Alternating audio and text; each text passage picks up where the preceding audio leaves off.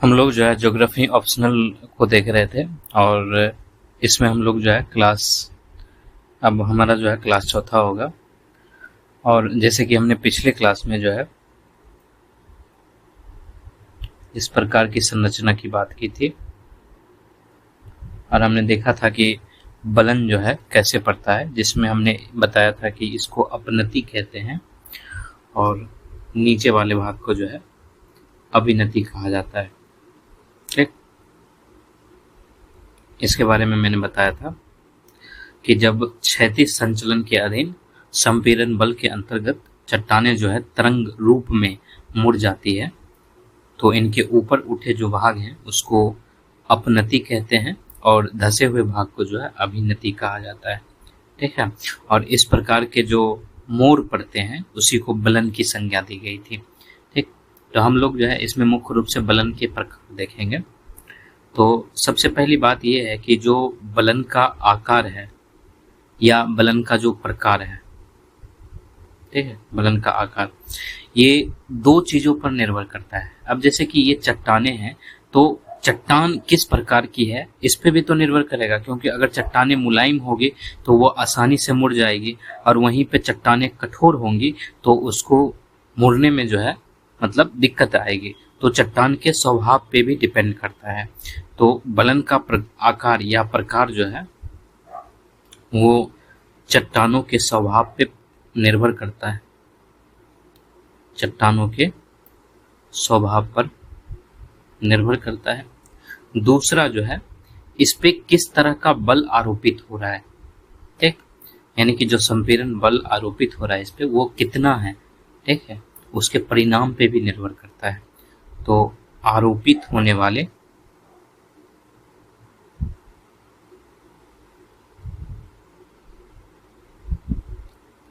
संपीड़न बलों के परिणाम पर निर्भर करता है और इसी आधार पे जो है हम लोग बलन के प्रकार देखेंगे। तो इस आधार पर विभिन्न प्रकार के बलन पाए जाते हैं।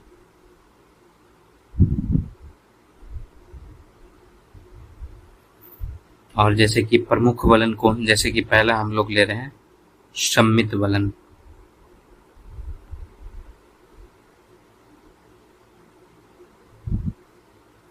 सिमेट्रिकल, देखो जैसे कि अगर मान लो इसको हम लोग आधार तल मान लें, ठीक है,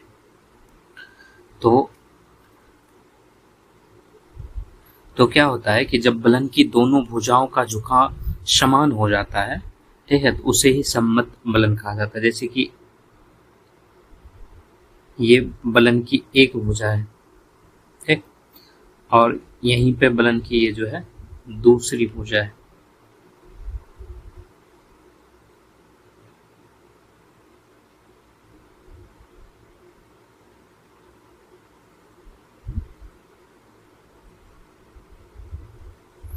जैसे मैं स्केल लेके बनाता हूँ,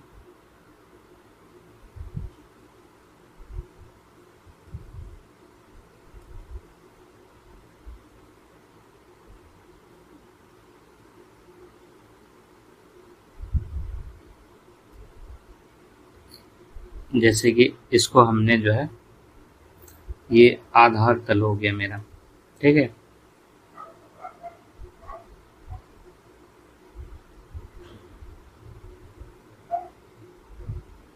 एक ये बलन हो गया, दूसरा ये बलन हम लोग मान लेते हैं, ठीक।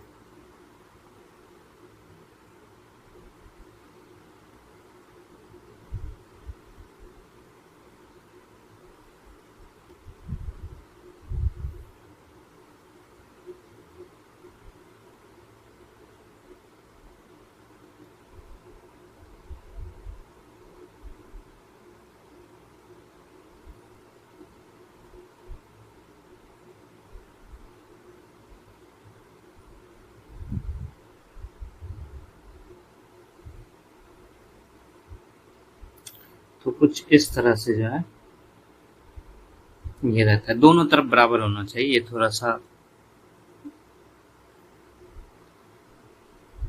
बराबर नहीं हो पाया, लेकिन फिर भी जो है दोनों तरफ बराबर होना चाहिए। मेरा कहने का मतलब ये है कि जो यहाँ पे एंगल बन रहा है और जो यहाँ पर एंगल बन रहा है, ये दोनों समान होना चाहिए। ठीक है, ये दोनों एंगल जो है समान होना चाहिए, बिल्कुल बराबर होना चाहिए। अगर इसको हम लोग एंगल ए नाम दे देते हैं और इसको बी नाम दे देते हैं, तो angle A equals to angle B होना चाहिए। ठीक है, तो इसी को जो है सममित बलन कहा जाता है। अब इसे लैंग्वेज में जैसे हम लोग लिखेंगे, जब बलन की भुजाओं, बलन की दोनों भुजाओं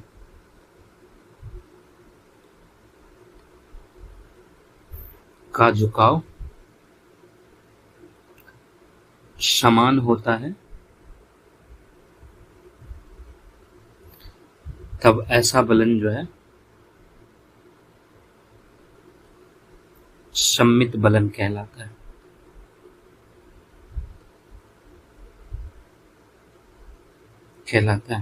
ठीक, उदाहरण के तौर पर जो है हम लोग एग्जाम्पल के तौर पर, जैसे स्विट्जरलैंड का जूरा पर्वत हो गया,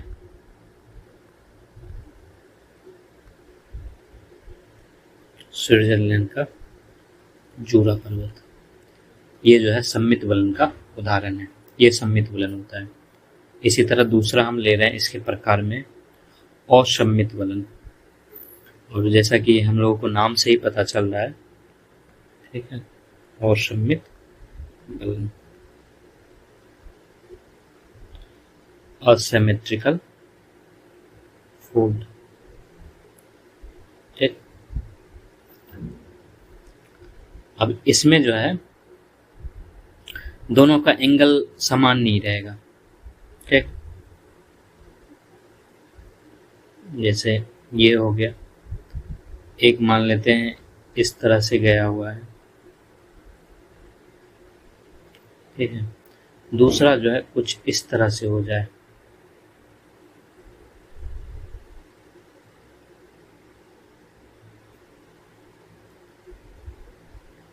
ठीक,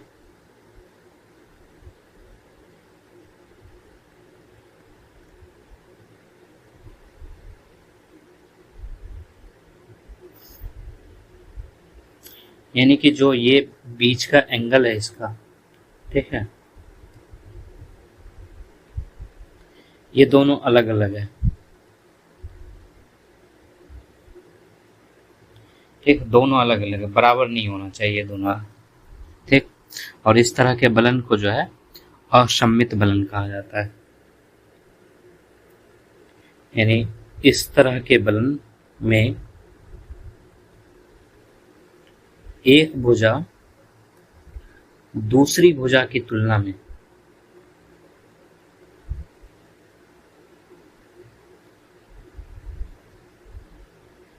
कम या अधिक झुकी हुई होती है, अधिक झुकी होती है।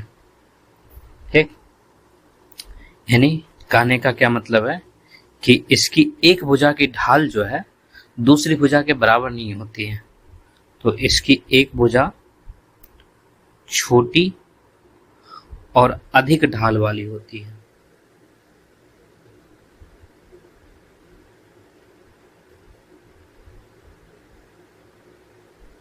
ठीक, जबकि दूसरी भुजा जो है वो मंद ढाल वाली होती है, दूसरी भुजा मंद ढाल वाली और लंबी होती है।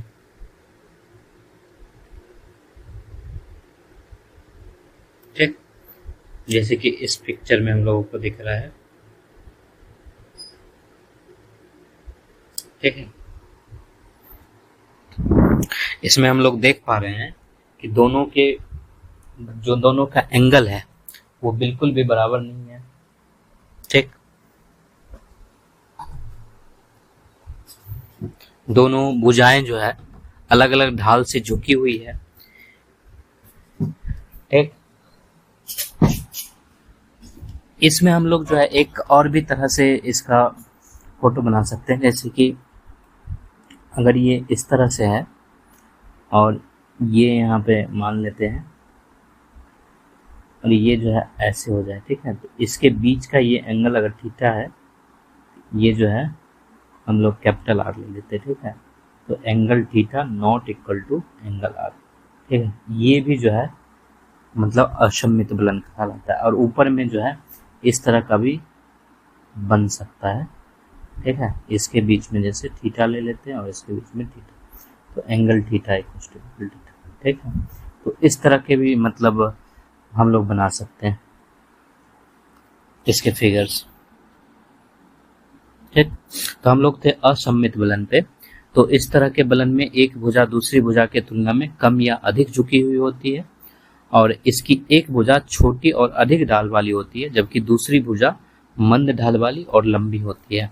और उदाहरण के लिए जो है इंग्लैंड का दक्षिणी पेनाइन पर्वत जो है वो इसी प्रकार का है, ठीक। उसके बाद अगला हम लिख रहे हैं एक दिग्नत बेलन,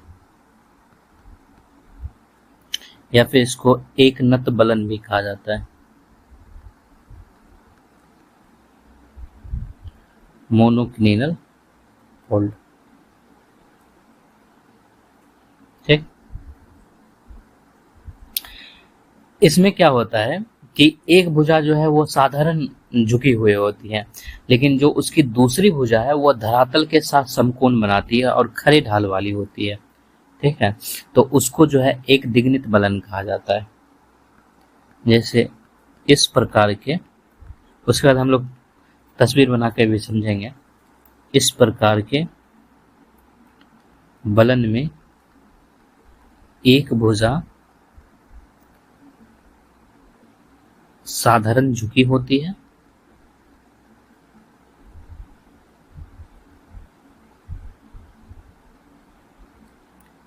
जबकि दूसरी भुजा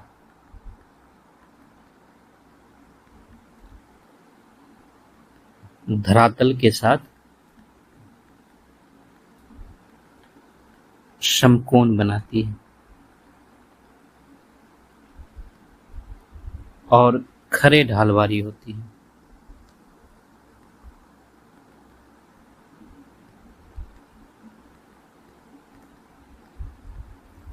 ठीक। और एग्जाम्पल के लिए जो है ऑस्ट्रेलिया का ग्रेट डिवाइडिंग रेंज हो जाएगा, ऑस्ट्रेलिया की ग्रेट डिवाइडिंग रेंज, ठीक। जैसे कि इसमें जो है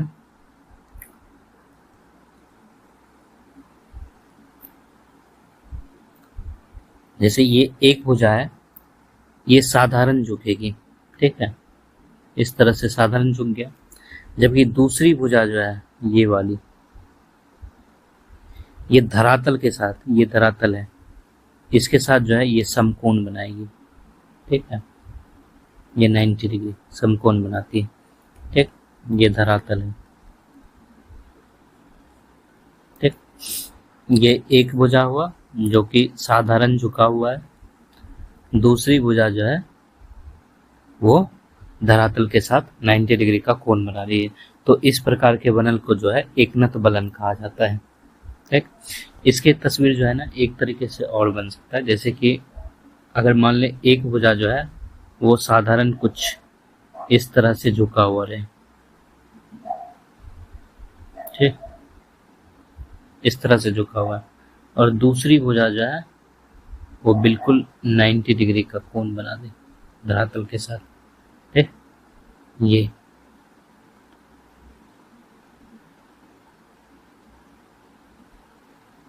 इसको जो है एकनत बेलन कहा जाता है, ठीक, एकनत बेलन है ये,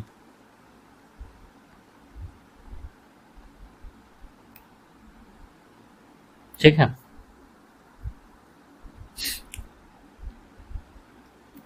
इसके बाद जो हम लोग ले रहे हैं समनत बेलन,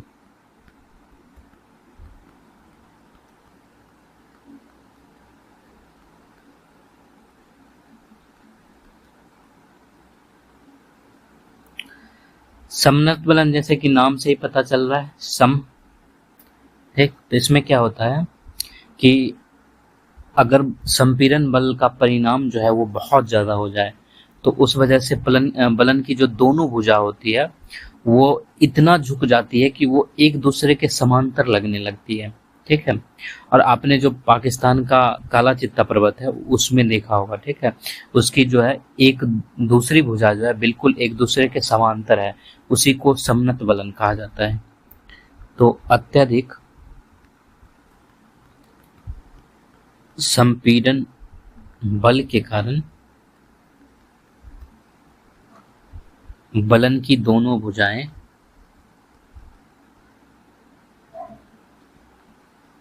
इतनी झुक जाती है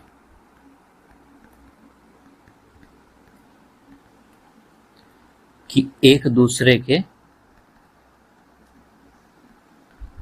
समानांतर लगती है।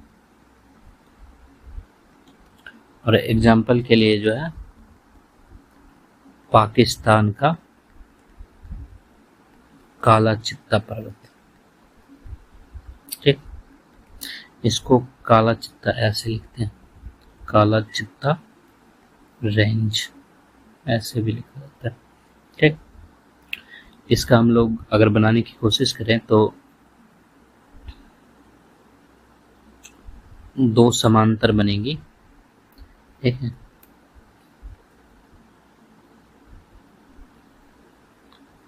ये दोनों समांतर हो गए। अब इसमें लिखा हुआ दोनों भुजाएं इतनी झुक जाती है, अब इसको झुकाना है कि एक दूसरे के समांतर लगने लगे। ठीक, ये जो है समनत बलन हो गया।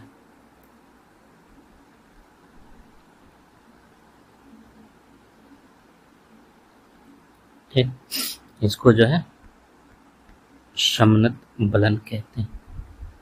ठीक, अत्यधिक संपीड़न बल के कारण दोनों भुजाएं इतनी झुक जाएं कि एक दूसरे के समांतर लगने लगे। ठीक है, तो ये एक दूसरे के समांतर है, पैरेलल है, इसलिए जो है इसे समनत बलन कहते हैं।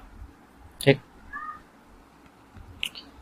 अब अगला जो है वो है परिबलित बलन, इसको जो है शयान बलन भी कहा जाता है।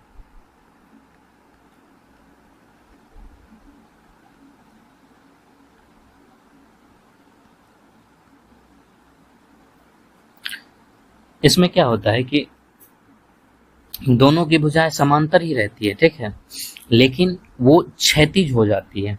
यहाँ पे आप देखो ये पूर्ण रूप से क्षैतिज नहीं है, ठीक है, ये इस तरह से तिरछा है। जब ये पूर्ण रूप से यही बिल्कुल इस तरह से क्षैतिज हो जाए, ठीक है, तब इसी को जो है परिवलित बलन कहा जाएगा। ठीक है, जब बलन की दोनों भुजाएं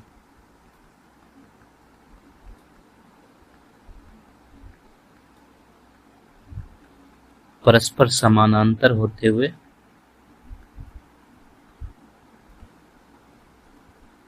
क्षैतिज हो जाती है,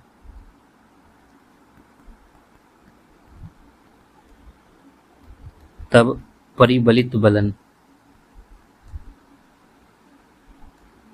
की दशा में होती है।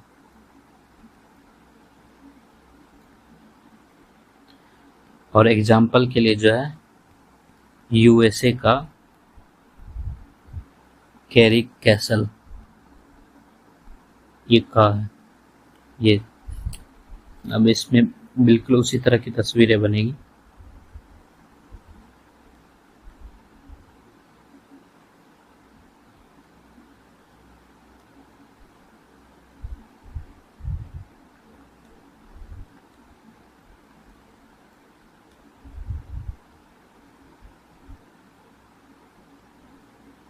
ठीक, ये जो है परिबलित बलन हो गया। ठीक,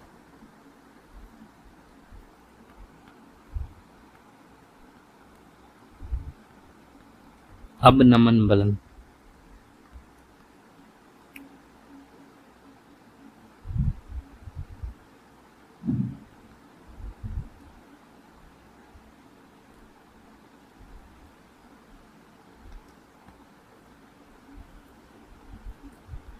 देखो, जो बलन है उसका अक्ष जो है क्षैतिज तल से समानांतर नहीं होकर, ठीक है, उसका अक्ष जो है उसके साथ कोण बनाती है, तो उसे अवनमन बलन कहते हैं।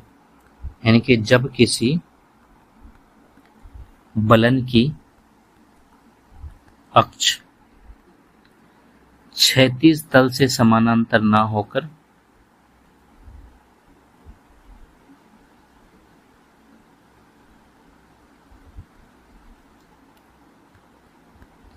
उसके साथ कोण बनाती है।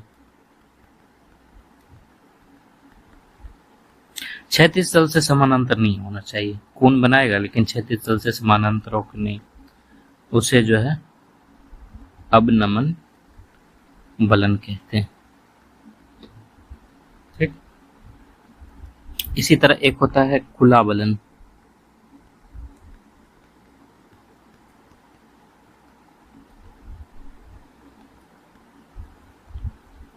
इसमें क्या होता है कि जब किसी बलन की दोनों भुजाओं के मध्य का कोण जो है वो 90 डिग्री से अधिक हो जाए लेकिन 180 डिग्री से कम रहे, तब उसको खुला बलन कहते हैं।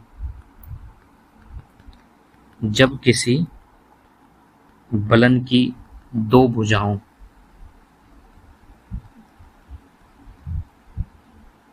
के मध्य का कोण 90 डिग्री से अधिक किंतु 180 डिग्री से कम होता है, तब ऐसा बलन खुला बलन कहलाता है।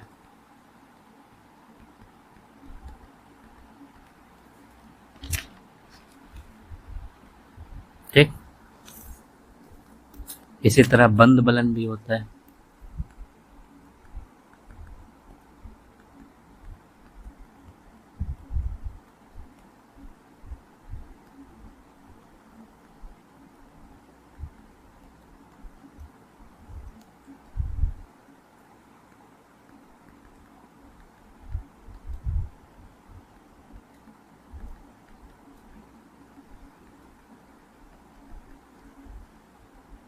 जब किसी बलन की दो भुजाओं के मध्य न्यून कोण होता है,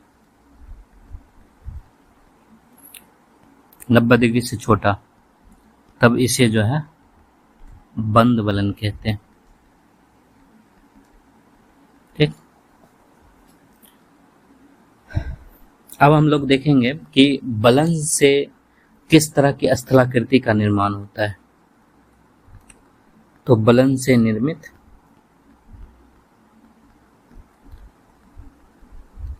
महत्वपूर्ण स्थलाकृतियां,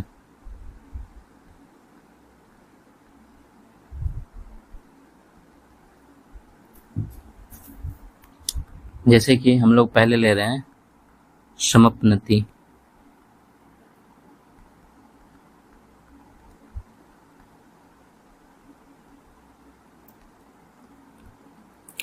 इसमें क्या होता है कि जब अपनति हो रहा है और बड़े पैमाने पर हो रहा है, तो उसमें कई छोटी छोटी अपनतियां और अभिनतियां जो है मिलके एक स्थलाकृति का निर्माण करती है। ठीक है, तो उसे जो है समपनति कहा जाता है। इसको कभी कभी पंखा बलन भी कहा जाता है, क्योंकि इसकी जो आकृति होती है वो पंखे के मोर के समान होती है। ठीक है, पत्ते वाली पंखे की मोर के समान हो जाती है, इसलिए इसको पंखा बलन भी कहा जाता है। तो जब एक बृहद अपनति के अंतर्गत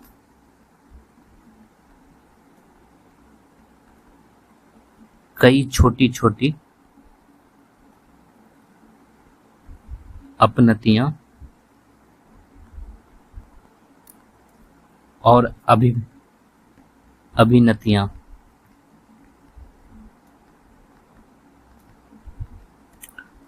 प्राप्त होती है,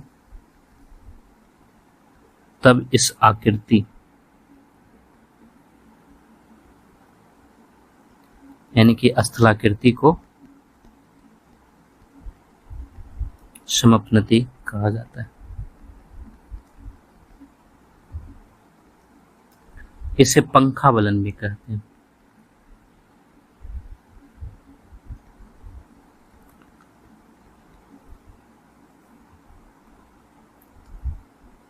और जो बलित पर्वत का क्षेत्र होता है उसमें इस तरह की आकृति पाई जाती है। तो बलित पर्वतों के क्षेत्रों में ये प्राप्त होती है। जैसे कि जब एक बृहद अपनति के अंतर्गत कई छोटी छोटी अपनतियां और अभिपनतियां प्राप्त होती है तब इस आकृति यानी स्थलाकृति को समपनति कहा जाता है और इसे पंखा बलन भी कहते हैं।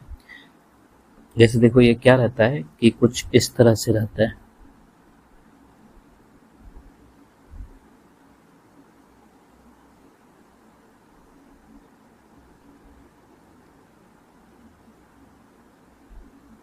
कुछ इस तरह से जो है इसकी संरचना रहती है। ठीक, इसी को जो है समपनति कहा जाता है।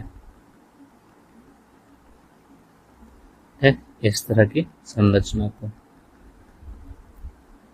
ठीक, एक होता है समभिनति।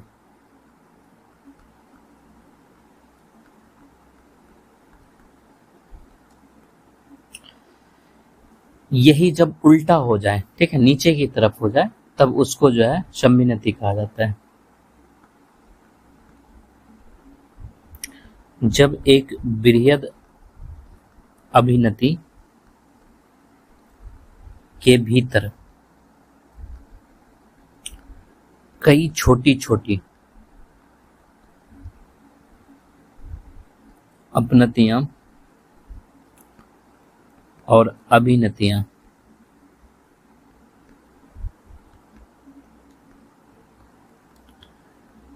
निर्मित हो जाती है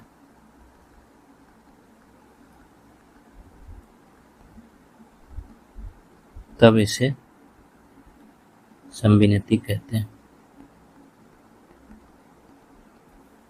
ठीक, और इसकी आकृति जो है वो इस तरह से बनेगी।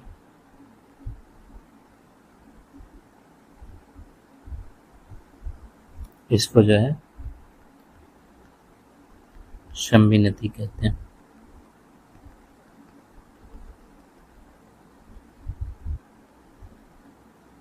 ठीक, इसी तरह जो है गिरवा खंड होता है।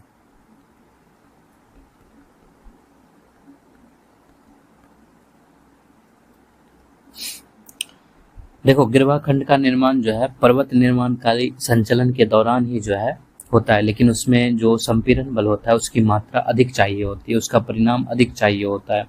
और जब अधिक संपीड़न उस पर लगता है तो परिवलन की एक भुजा जो है दूसरी भुजा पे उलट जाती है और टूट के कुछ इस तरह से चढ़ जाती है, ठीक है, कि वो देखने में जो है एक आकृति का आभास होता है और उसे गिरवा खंड कहा जाता है।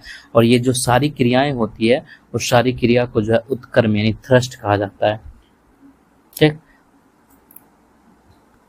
जैसे गिरवा खंड का निर्माण पर्वत निर्माणकारी संचलन के दौरान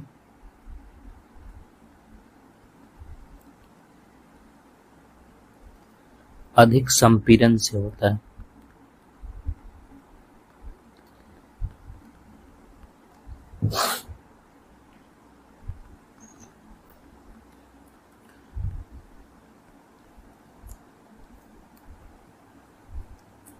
अधिक संपीड़न से परिवलन की एक भुजा दूसरी भुजा पर उलट जाती है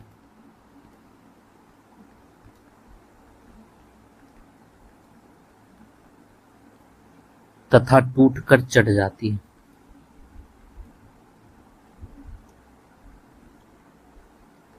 इस क्रिया को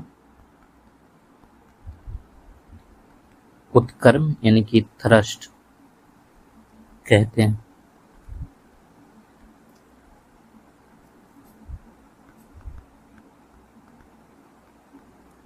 संपीड़न जारी रहने पर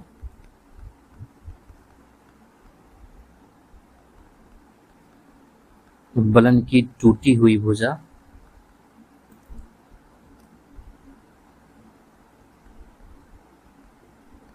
अपने स्थान से कई किलोमीटर जाकर अन्य प्रकार की चट्टानों पर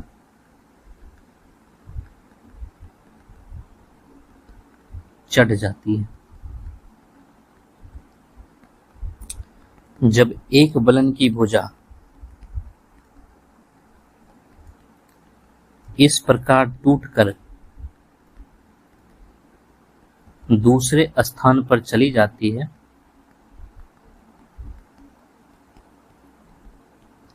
तो उसे गिरवा खंड कहते हैं। ठीक, यानी कि गिरवा खंड का निर्माण पर्वत निर्माणकारी संचलन के दौरान अधिक संपीड़न होने से होता है। अधिक संपीड़न से परिवलन की एक भुजा दूसरी भुजा पर उलट जाती है तथा टूटकर चढ़ जाती है। इस क्रिया को उत्क्रम कहते हैं। संपीड़न जारी रहने पर बलन की टूटी हुई भुजा अपने स्थान से कई किलोमीटर दूर जाकर अन्य प्रकार की चट्टानों पर चढ़ जाती है। और जब एक बलन की भुजा इस प्रकार टूटकर दूसरे स्थान पर चली जाती है तो उसे गिरवा खंड कहते हैं। ठीक, और उदाहरण के लिए जो है आल्प्स या हिमालय, और हिमालय में भी जो है कश्मीर, कुमाऊं, इसमें जो है गिरवा खंड के उदाहरण आपको प्राप्त हो सकते हैं।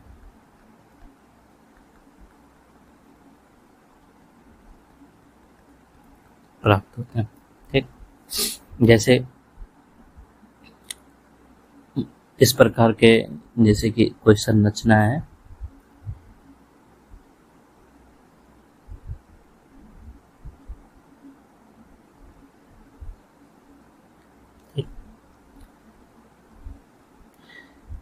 ये इस तरह जो है इस पे बल लगा और ये टूट जाएगा,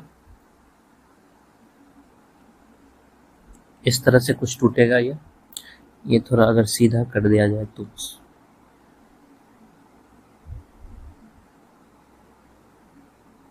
मान लेते इस तरह से सीधा है, तो ये अगर यहाँ से टूट गया तो ये कुछ जो है इस तरह से आ जाएगा।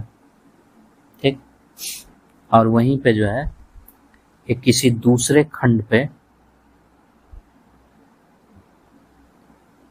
दूर जाके जो है दूसरे स्थान पे चली जाती है। ठीक है, और दूर जाके जो किसी दूसरे खंड पे चट्टान पे अगर ये चढ़ जाए तो इसी को जो है गिरवा खंड कहा जाता है। ठीक,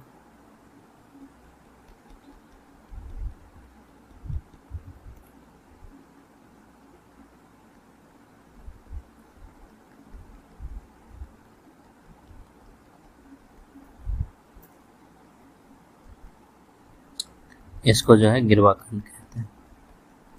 यहां से ये टूटा है, ठीक है, और यहाँ से टूट के ये दूर गया, दूर जाके यहाँ पे पहुंच गया, और यहाँ पे जाके जो है ये किसी दूसरे खंड पे जो है चढ़ गया, तो उसी को गिरवा खंड कहा जाता है। तो ये हमारा जो है बलन था। अब हम लोग जो है देखते हैं कि भ्रंश से किस किस आकृतियों का निर्माण होता है। तो भ्रंश जनित महत्वपूर्ण भू आकृतियां,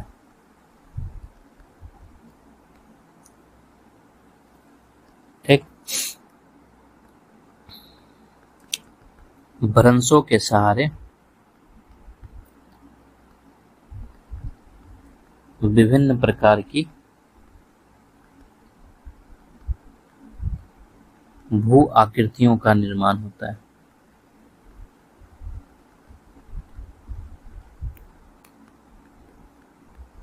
जिनमें से प्रमुख भू आकृतियां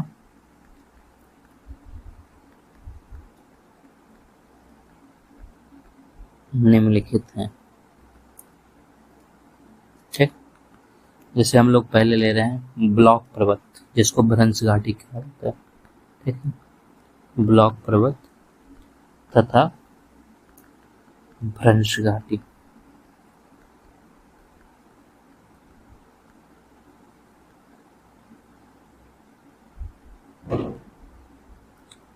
रिफ्ट वैली, भ्रंश घाटी। देखो, ऊपर में संपीड़न बल कार्य कर रहा था, इसमें तनाव बल कार्य करेगा। ठीक है, तो जब तनाव बल के अंतर्गत क्या होता है, जैसे हमने सामान्य भ्रंश को देखा था, और समान भ्रंश का ही जो है कोई भूभाग जो है नीचे की ओर धंस जाता है, और उसके अगल बगल के जो क्षेत्र होते हैं वो ऊपर ही उठे रहते हैं, तो उस क्षेत्र को ब्लॉक पर्वत कहते हैं, और जो नीचे धंसा हुआ भाग है उसको भ्रंश घाटी कहा जाता है। ठीक, ऐसे जब तनाव बल के अंतर्गत सामान्य भ्रंश के अधीन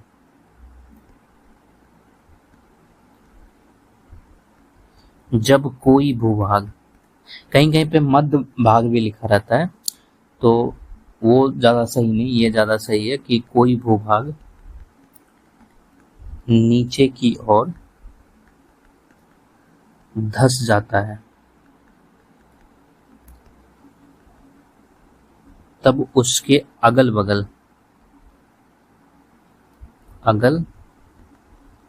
बगल खड़े क्षेत्र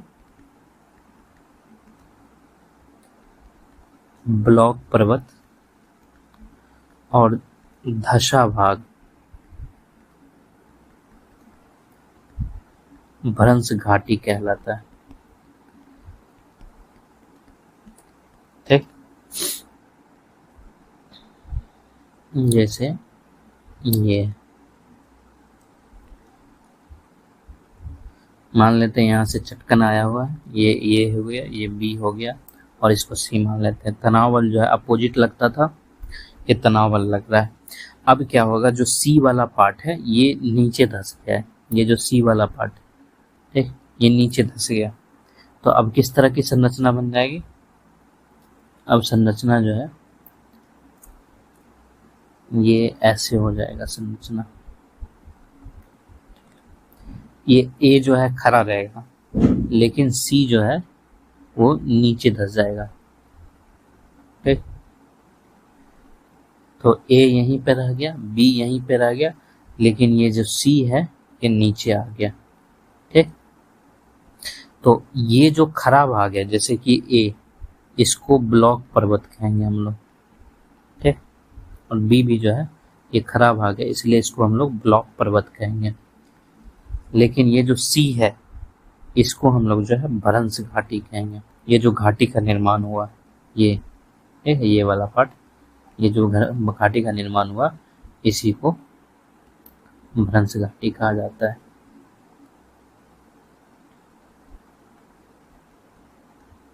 ठीक, तो इस तरह से ब्लॉक पर्वत और भ्रंश घाटी का निर्माण होता है।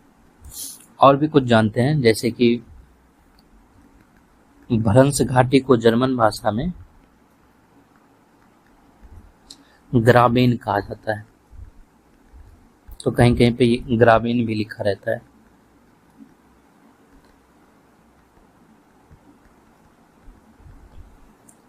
लेकिन ग्राबेन और भ्रंश घाटी में कुछ अंतर होता है, और वो अंतर सूक्ष्म है।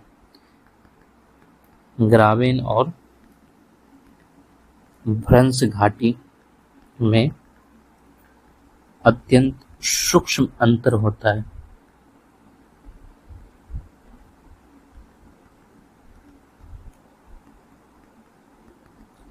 ग्राबेन भ्रंश घाटी की तुलना में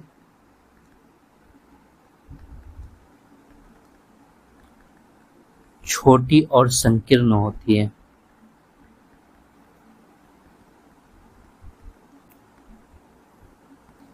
किंतु इस अंतर को जो है अधिक मान्यता नहीं दी जाती है, इसलिए जो है ग्राबेन और भ्रंश घाटी को एक ही समझा जाता है, किंतु इस अंतर को अधिक मान्यता नहीं दी जाती है। इसीलिए ठीक है, ग्रामीण और भ्रंश घाटी को एक ही माना जाता है। ठीक, ये है, इस तरह से जो है ब्लॉक पर्वत और भ्रंश घाटी का निर्माण होता है।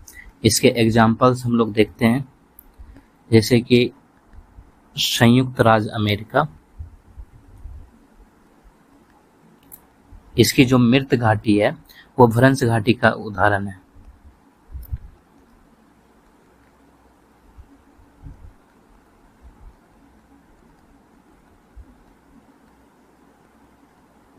है। और जो सियरा नेवादा है वो ब्लॉक पर्वत का उदाहरण है।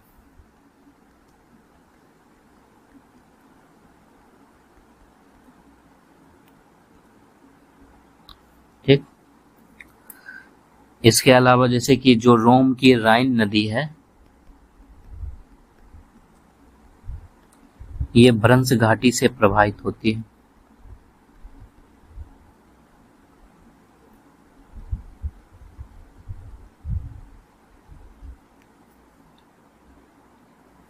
ठीक,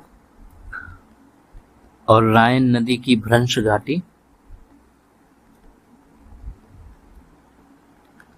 जो ब्लैक फॉरेस्ट है वहां पे, और बाचिश ये ब्लॉक पर्वत के मध्य अवस्थित है।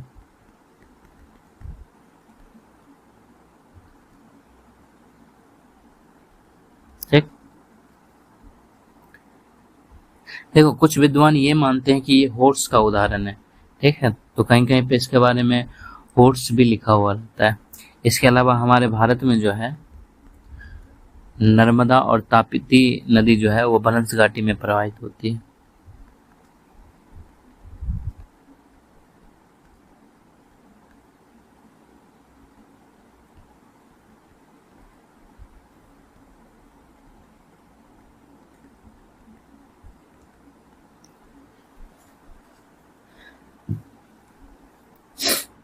ठीक है, इस तरह से दूसरा हम लोग लेते हैं रैंप घाटी।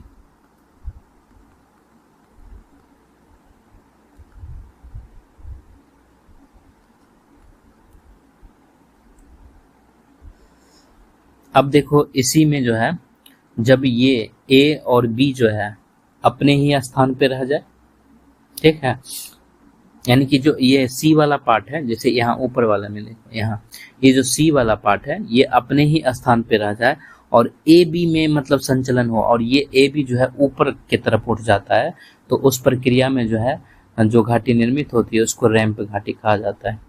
ठीक, और अपना जो ब्रह्मपुत्र नदी है वो रैंप घाटी में प्रवाहित होती है। तो जब किसी, ये बातचीत है, इसको जो है ऐसे लिखा जाता है बातचीत, जब किसी भूभाग का मध्य भाग अपने स्थान पे बना रहता है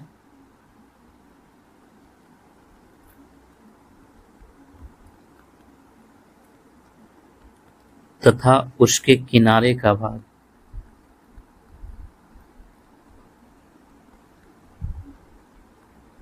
ऊपर की ओर उठ जाते हैं,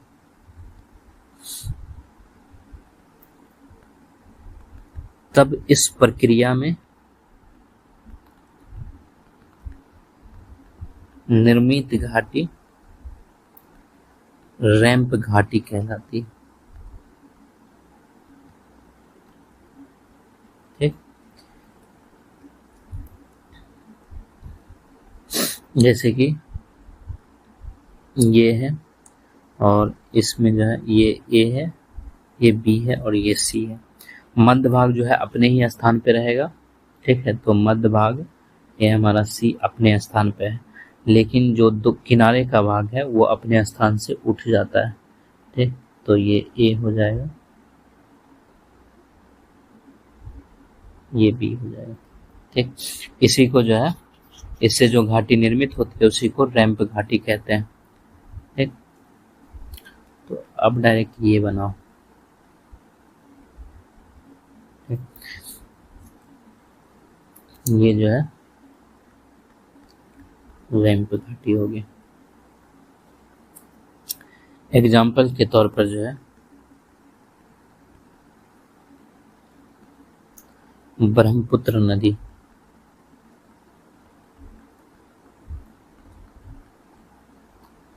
रैंप घाटी में ही प्रवाहित होती है। इसके अलावा जो है, जो तूफान है,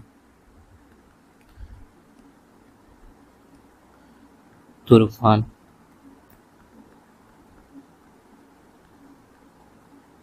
डिप्रेशन, ठीक है, तूफान डिप्रेशन, ये चाइना रैंप घाटी का उदाहरण है।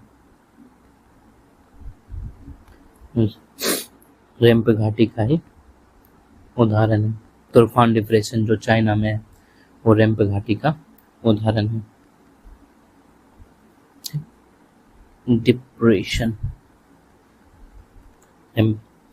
इसके अलावा जो है न्यूजीलैंड के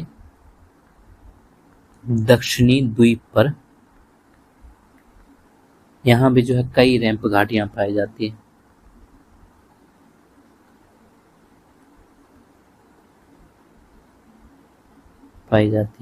तो ये जो है रैंप घाटी था, यानी कि बीच वाला भाग जो है अपने स्थान पे रहेगा और किनारे का भाग जो है वो अपने स्थान से जो है ऊपर की ओर उठ गया है। ठीक है, तो इससे जो घाटी का निर्माण होता है उसे रैंप घाटी कहते हैं। इसी तरह जो है एक होर्स पर्वत होता है।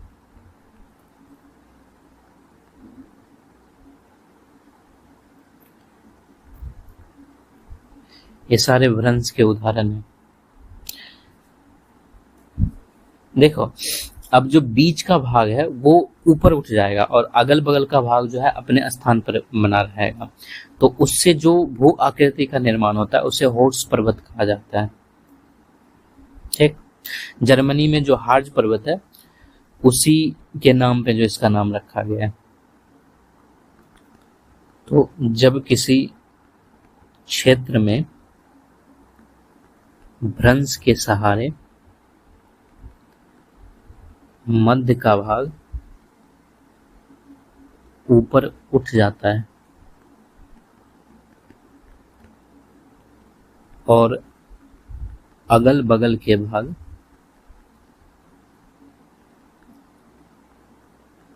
अपने स्थान पर बने रहते हैं,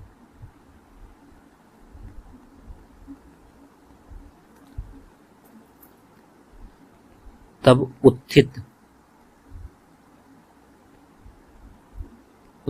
भू आकृति होर्स पर्वत कहलाती है।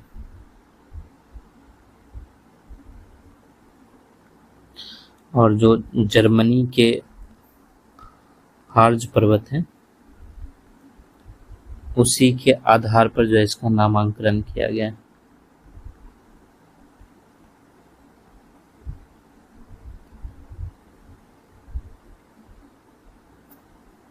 ठीक, और इसका निर्माण कैसे होगा?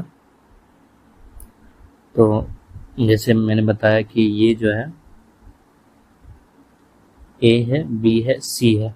ठीक है, अगल बगल का भाग जो है अपने स्थान पर रहेगा, यानी ए और बी अपने स्थान पर रहेगा, लेकिन सी जो है कुछ इस तरह से जो है वो ऊपर उठ जाएगा। ठीक, ये सी आ गया। तो आकृति हमारी कैसी हो जाएगी? आकृति जो है वो ऐसी हो जाएगी। इसे जो है हॉर्स पर्वत कहा जाता है। ठीक,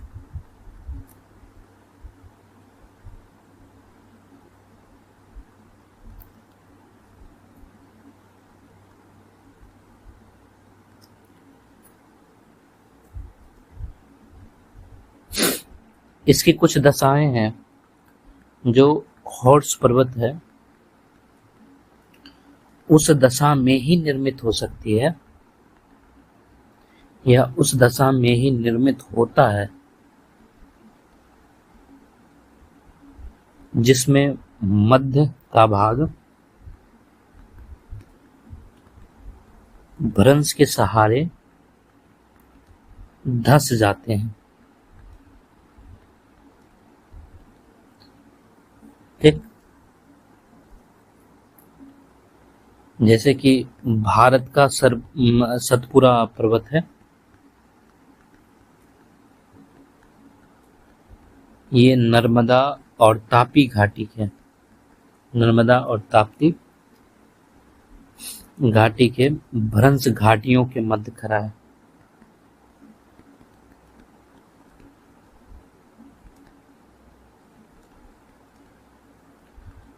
अतः इसे जो है होर्स पर्वत का उदाहरण माना जा सकता है।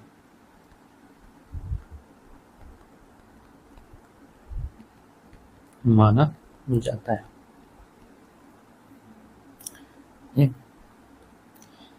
देखो, अधिकांश विद्वान जो है वो ब्लॉक और हर्ष पर्वत को जो शब्द है उन दोनों को पर्यायवाची मानते हैं, लेकिन ब्लॉक और हॉर्स एक जैसे दिखाई जरूर देते हैं, लेकिन उसमें कुछ अंतर भी होता है। ठीक, तो हम लोग उसी अंतर पर चर्चा करेंगे। जैसे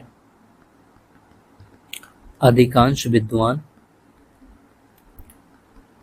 ब्लॉक और हॉर्स शब्दावली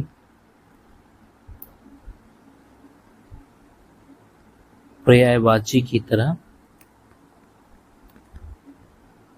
प्रयुक्त करते हैं। वास्तव में ब्लॉक और हॉर्स पर्वत एक जैसे दिखाई देते हैं।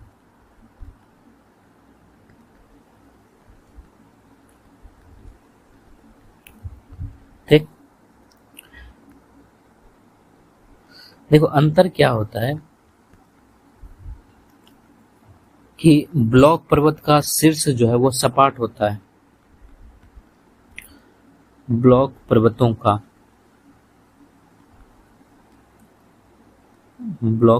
का शीर्ष सपाट होता है और किनारे पे जो है तीव्र ढाल होती है।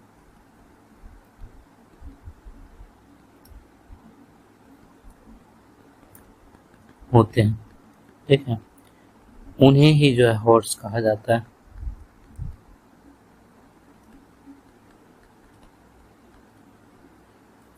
जैसे कि हमने ब्लॉक में बातें किए थे कि इसका जो है दोनों साइड का भाग जो है नीचे धंसता है, ये वाला भाग, क्योंकि ये पहले कभी सपाट रहा था।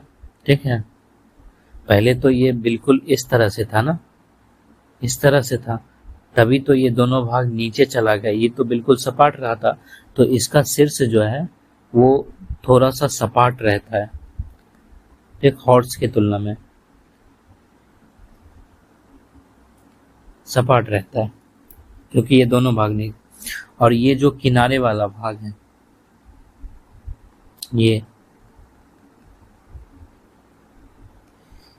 ये किनारे जो है वो तीव्र ढाल होते हैं। ये हॉर्स, ठीक,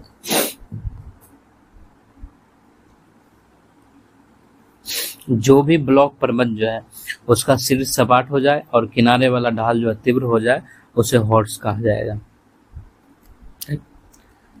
एक क्वेश्चन है कि भ्रंश से आप क्या समझते हैं?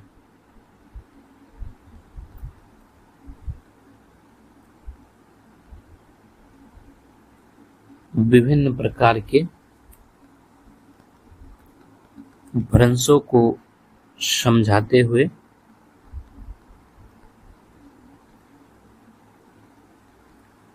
भ्रंश जनित भू आकृतियों का संक्षिप्त विवरण दीजिए।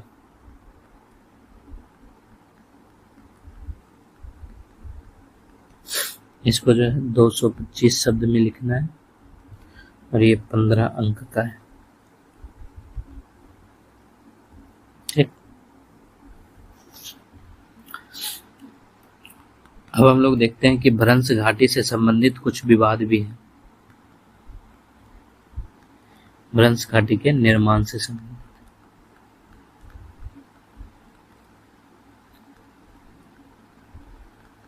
विवाद। देखो, भ्रंश घाटी के लिए की उत्पत्ति के लिए जो है वो तनाव बल उत्तरदायी होता है और उसी की परिकल्पना पर बल भी दिया गया है। और उसकी जो परिकल्पना है वो मेहराव की जो की स्टोन की अवधारणा है उससे जोड़कर देखा जाता है। जैसे मैं पहले लिख देता हूं कि भ्रंश घाटी की उत्पत्ति के लिए तनाव बल संबंधित परिकल्पना पर बल दिया जाता रहा है।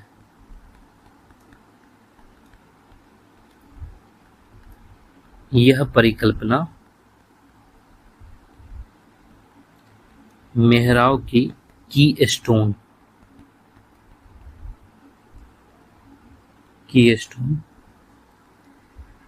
अवधारणा पर आधारित है।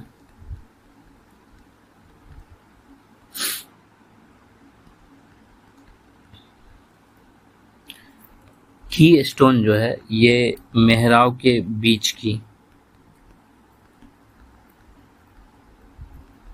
बीच वाली चट्टान होती है।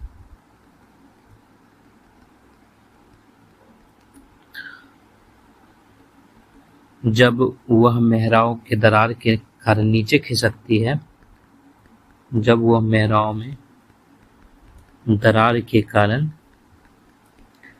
नीचे खिसकती है तब बीच में रिक्त स्थान का निर्माण होता है।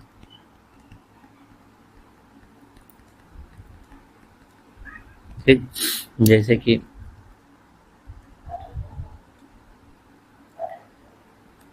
हम लोग मेहराव बना रहे हैं,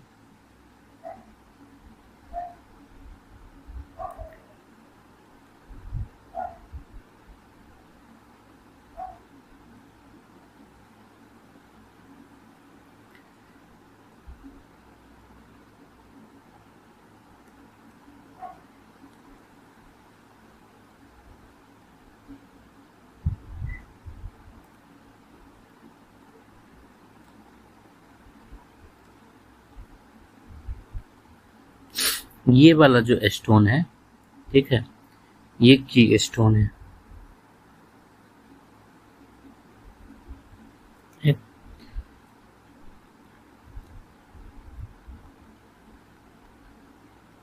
मेहराव ऐसा ही रहता है। ठीक, तो भ्रंश घाटी की उत्पत्ति के लिए तनाव बल संबंधित परिकल्पना पर बल दिया जाता रहा है और यह परिकल्पना मेहराव की स्टोन अवधारणा पर आधारित है। की स्टोन मेहराव की बीच वाली चट्टान होती है। जब मेहराव में दरार के कारण नीचे खिसकती है तब बीच में रिक्त स्थान का निर्माण होता है। ठीक, और किंतु कई विद्वानों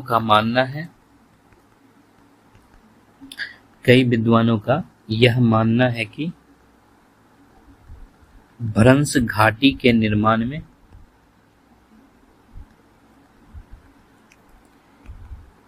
की स्टोन की परिकल्पना भ्रामक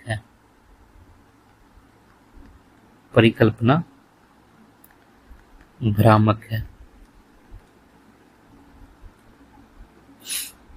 क्योंकि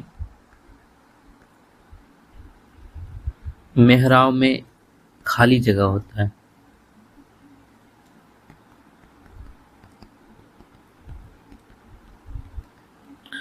और की स्टोन नीचे की ओर गति करती है।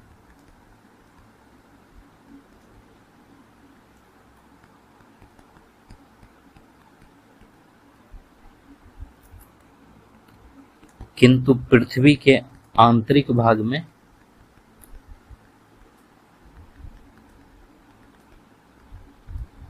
इस तरह का खाली स्थान नहीं है।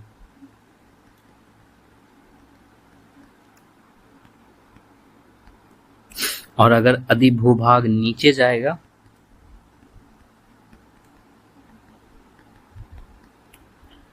तब वह मैग्मा को स्थानांतरित करेगा, जो ज्वालामुखी उद्गार का कारण बनेगा।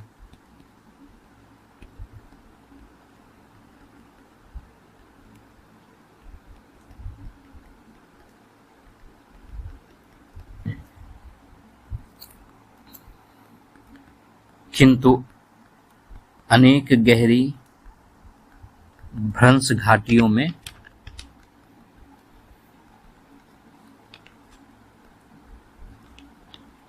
ज्वालामुखी के साक्ष्य नहीं बनते हैं। ठीक, कभी कभी तो ऐसा भी देखा गया है कि भ्रंश घाटी का निर्माण होता है तो सक्रिय ज्वालामुखी जो है वो रुक जाती है।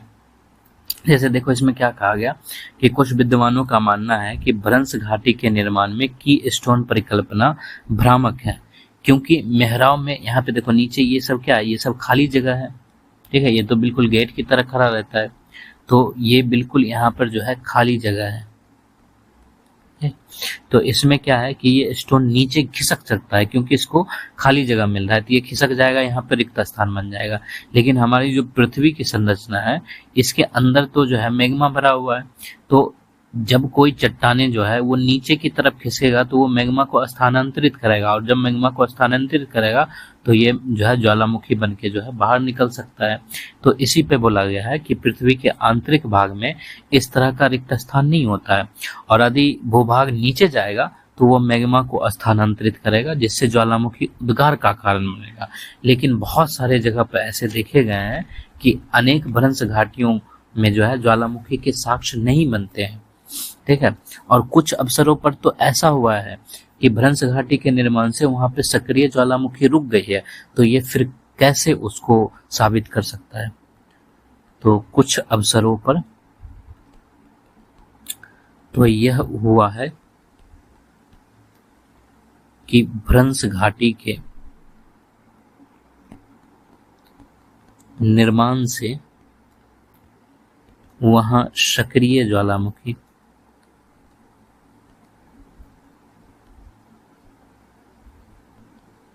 क्रियाएं रुक गई है, और यह तभी संभव है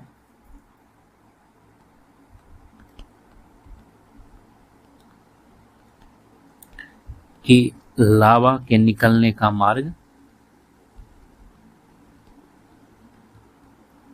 बंद हो गया हो।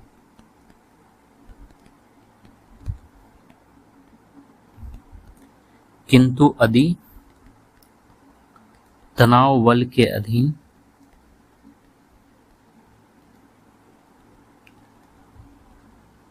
भ्रंश घाटी बनती है तब लावा उद्गार रोका नहीं जा सकता।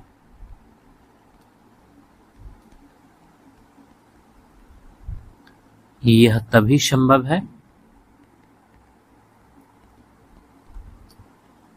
जब भ्रंश घाटी